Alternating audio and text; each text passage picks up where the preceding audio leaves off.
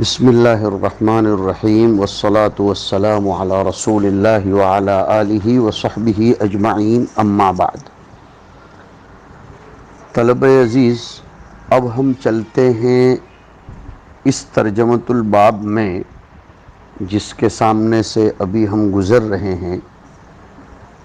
ایمان میں کمی زیادتی کا مسئلہ جو اس سے پہلے بھی آپ کے سامنے ذکر کیا جا چکا ہے، لیکن تفصیل سے سنیے، اس لیے کہ ہمارے ابواب ہی وہ ہیں اور درایتی ابواب ہیں، لہذا ہم درایت کے ساتھ اس کو اچھی طرح چلاتے ہیں۔ اشاعرہ، معتزلہ، محدثین عظام، امام شافعی، امام احمد علیہم الرحمہ، یہ حضرات ایمان میں کمی زیادتی کے قائل ہیں۔ امام مالک رحمۃ اللہ علیہ خوارج سے موافقت کہیں ہو نہ جائے، اس لیے نقصان ایمان کے قول سے توقف کر رہے ہیں، اس لیے کہ معتزلہ نقصان ایمان کے قائل ہیں، خوارج بھی۔ امام اعظم ہمارے حنفیہ، یہ حضرات ایمان میں کمی زیادتی کے قائل نہیں ہیں۔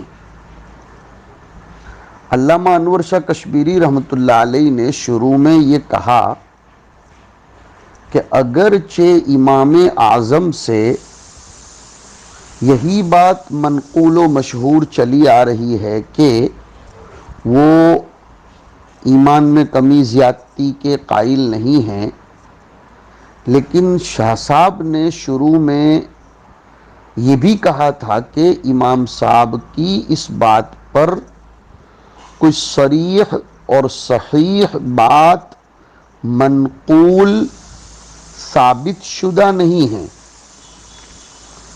فقہ اکبر میں یہ قول امام اعظم کی طرف اگرچہ منسوب کیا گیا ہے، لیکن ہمارے بچوں کو معلوم ہونا چاہیے کہ فقہ اکبر امام اعظم کی تصنیف ہی نہیں ہے، بلکہ ان کے شاگرد ابو مطیع بلخی کی تصنیف ہے۔ اب سنیے، شاہ صاحب نے بعد میں چل کر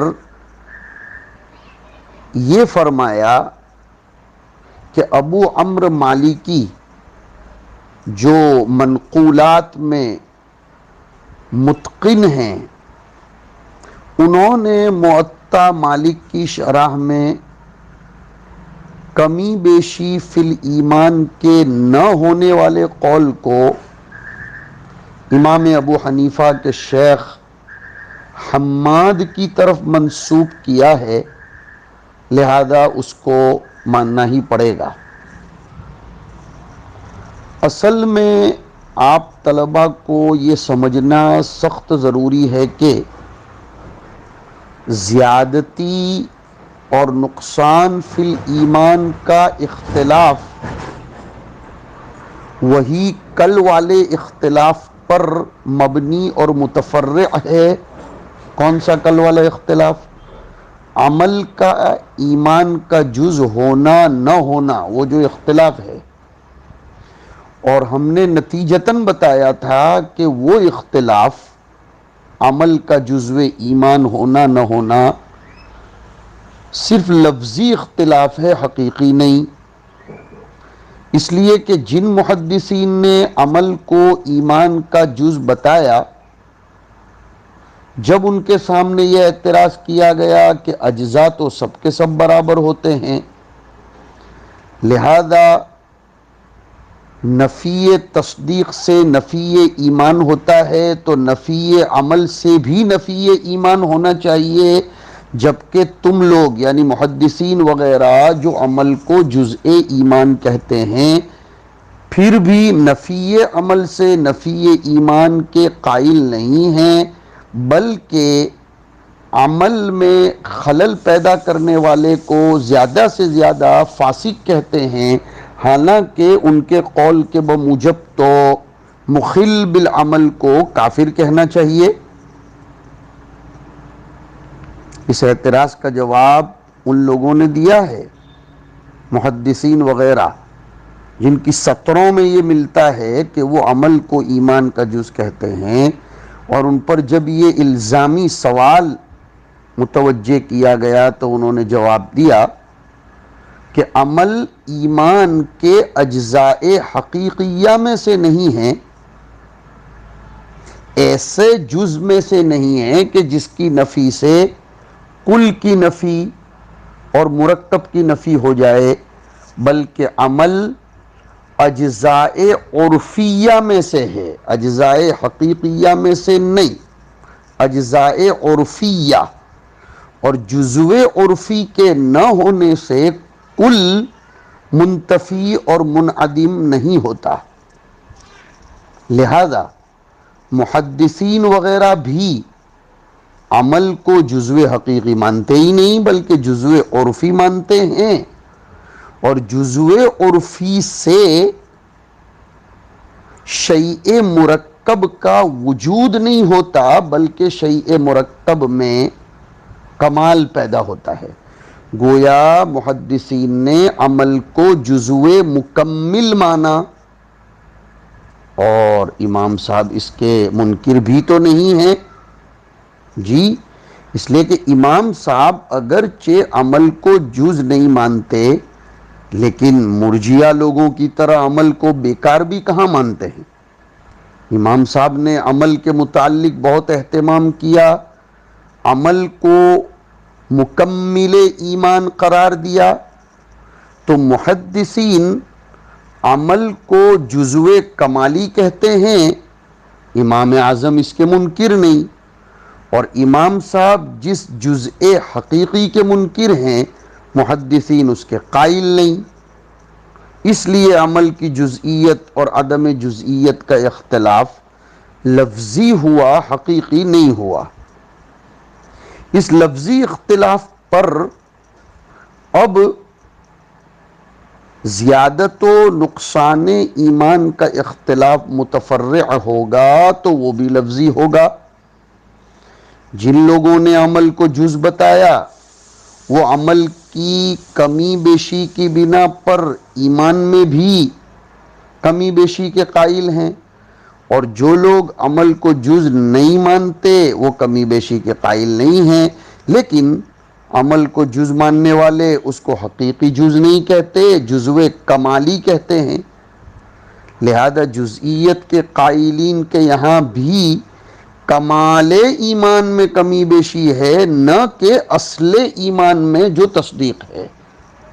یہ لفظ بہت اچھی طرح یاد رکھو کہ جو لوگ عمل کی جزئیت کے قائل ہیں ان کے یہاں بھی چونکہ وہ جزو کمالی ہے تو پھر کمال ایمان میں کمی زیادتی ہوگی، اصل ایمان میں نہیں۔ اصل ایمان تو تصدیق کا نام ہے۔ امام اعظم کی بھی یہی رائے ہے کہ اصل الایمان لا یزید ولا ینقص۔ اب محدثین نے جو جزئیت عمل سے جزء کمالی مراد لیا، اس کے باوجود عمل کو جزء ایمان کہہ کر تعبیر کر دیا۔ میں نے بتایا تھا کہ وہ ماحول کا اختلاف ہے جس کی وجہ سے انہوں نے یہ تعبیر اختیار کی، اس لیے کہ وہ حضرات مرجیہ کا مقابلہ کر رہے تھے، تو علاج بالضد کے طور پر انہوں نے عمل کو جزء ایمان بتا دیا، اس لیے کہ مرجیہ عمل کو بالکل بیکار کہتے تھے، اور امام اعظم کو مقابلہ تھا خوارج و معتزلہ کا، جو عمل کو جزئیت سے ایسا جز مانتے تھے کہ عمل نہ ہونے سے داخل فی الکفر یا خارج از ایمان، تو وہ جزء حقیقی مانتے تھے۔ امام صاحب نے اس جزء حقیقی کی نفی کی اور عمل کو جزئیت سے خارج کر دیا، تو ہر ایک اپنے اپنے مقابل کے اعتبار سے بات کر رہا ہے، اس میں تذبذب میں مبتلا ہونے کی ضرورت نہیں ہے۔ دور حدیث شریف کے طلباء کو ایک حقیقت اور بھی یاد رکھنی چاہیے کہ امام اعظم اور حنفیہ پر بعض لوگوں نے مرجیہ ہونے کا فتویٰ لگایا ہے، وہ صرف اس لیے کہ امام صاحب نے معتزلہ اور خوارج کے مقابلے میں عمل کو جزئیت حقیقیہ سے خارج کیا، تو بعضوں کو مغالطہ ہوا کہ وہ بالکل جز کے قائل نہیں ہیں۔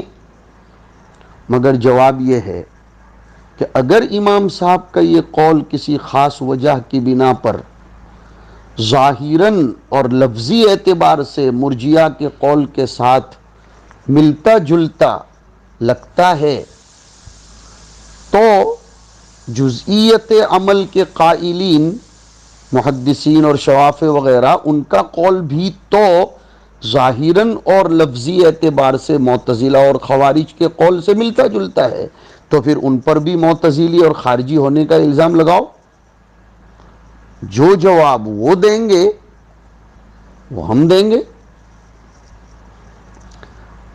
صاحب ملل و نحل نے یہ بھی فرمایا کہ مرجیہ دو قسم کے ہیں، ایک تو مرجیہ اہل بدعت جو عمل کو بالکل بیکار مانتے ہیں، اور دوسرے مرجیہ اہل سنت جو جزئیت عمل کے منکر ہونے کے باوجود عمل میں بہت زیادہ اہتمام کرتے ہیں، عمل میں دلچسپی لیتے ہیں، عامل اور متبع سنت رہتے ہیں، عمل کے بغیر نور ایمان کی کمی کے قائل ہیں، تو حنفیہ کو مرجئہ اہل سنت سے شمار کیا جائے، کوئی حرج نہیں۔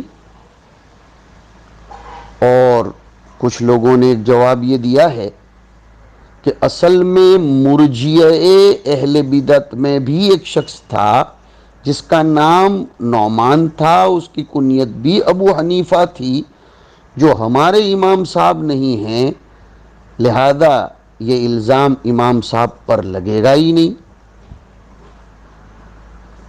اب امام صاحب ہمارے حنفیہ جو ایمان میں کمی بیشی کے قائل نہیں ہیں، ان پر یہ اشکال ہو سکتا ہے کہ بہت سی آیتوں سے تو صراحتاً ایمان کی زیادتی ثابت ہوتی ہے، وَيَزْدَادَ الَّذِينَ آمَنُوا يَزْدَادُوا إِيمَانًا مَعَ إِيمَانِهِمْ وَمَا زَادَهُمْ إِلَّا إِيمَانًا وَتَسْلِيمًا أَيُّكُمْ زَادَتْهُ هَذِهِ إِيمَانًا، اور تعلمنا الایمان ثم تعلمنا القرآن فازددنا ایمانا۔ تو اب اس کا کیا جواب دیں گے؟ علامہ کشمیری، علامہ عثمانی وغیرہ نے جواب دیا کہ کمی بیشی کے قائلین بھی کمال ایمان کی کمی بیشی کے قائل ہیں، نفس ایمان کی نہیں، لہذا اعتراض کے لیے استعمال کی جانے والی آیات میں بھی کمال ایمان کے اعتبار سے زیادتی مراد ہے، اصل ایمان کے اعتبار سے نہیں۔ جیسے بلب، بجلی کوئی 40 واٹ کی تو کوئی 100 واٹ کی تو کوئی 1000 واٹ کی تو کوئی 10,000 واٹ کی، جتنا پاور سپلائی ہوگا اس اعتبار سے بجلی کی روشنی ہوگی، تو اعمال سے جتنا پاور سپلائی ہوگا اس اعتبار سے ایمان کی روشنی نمایاں ہوگی۔ اے سی میں بھی ہوتا ہے، نفس اے سی سب اے سی ہے، 1.5 ٹن کا، 1 ٹن کا، 2 ٹن کا، لیکن جتنے ٹن اندر زیادہ ہوں گے اتنا ٹھنڈک، اتنا کولڈ، اتنا کولنگ زیادہ ہوگا۔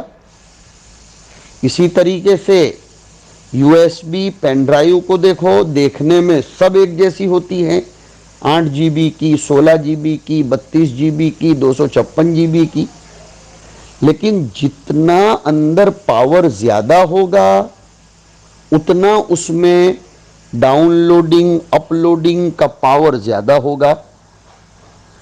تو ایمان کی زیادتی کمال ضوء اور نور کے اعتبار سے ہے، اصل ایمان کے اعتبار سے نہیں.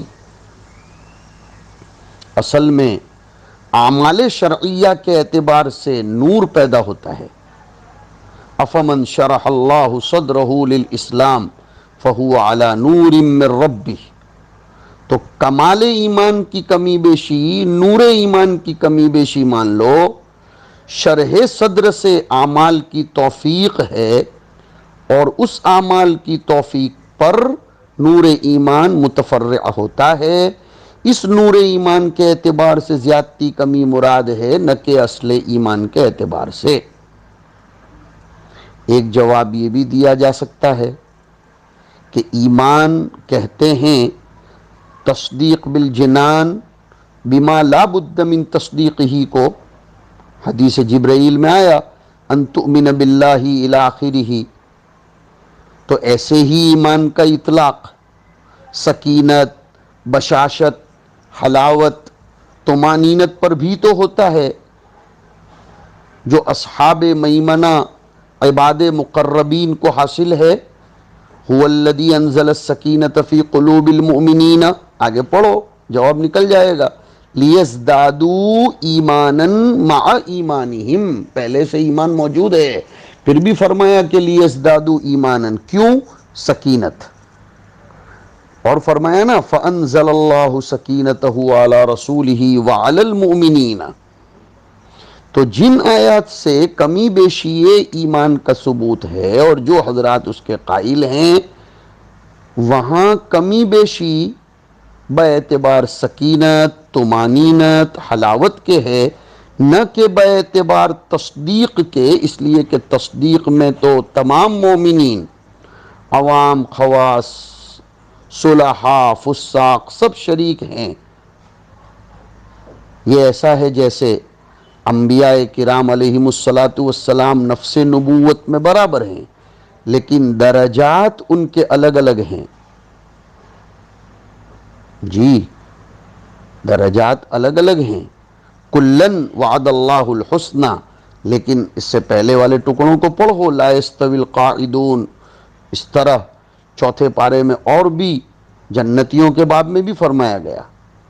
تو انبیاء جیسے درجات کے اعتبار سے متفاوت، ان کے خصوصی کمالات کی بنیاد پر ان کے مراتب مختلف. حالانکہ نفس نبوت و رسالت میں کسی کا کوئی فرق نہیں ہے.